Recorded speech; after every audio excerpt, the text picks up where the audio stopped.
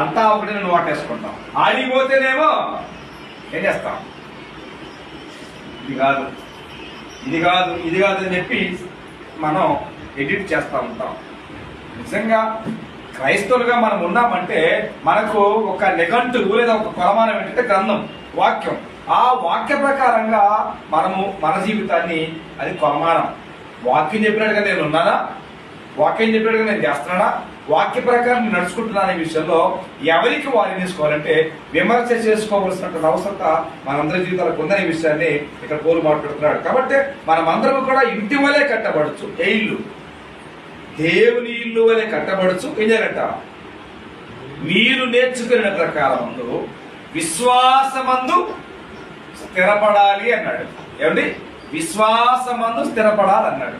స్థిరపడుతుండడం ఏంటి?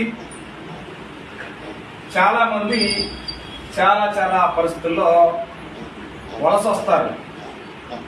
అంటే ఎక్కడి నుంచో వలస వస్తారు. వలస వచ్చి ఏమంటారంటే, ఏమంటే ఇక్కడే స్థిరపడతారా, పలానాకి వస్తారని అడుగుతారు. స్థిరపడుతుండడం ఏంటి? ఇక్కడే ఉండిపోవటం. అంటే ఇల్లైనా, వాకులైనా, ఆస్తులైనా, అంతస్తులైనా, మేడలైనా, మిత్రులైనా ఇక్కడే స్థిరము. అంటే ఇక్కడి నుంచి కదిలే పరిస్థితి లేదు అని చెప్పి మనం రుజువు చేస్తాం. ఎక్కడే స్థిరపడతామండి, ఇంకేంటి వెళ్ళమండి అని చెప్తాం మనం. కానీ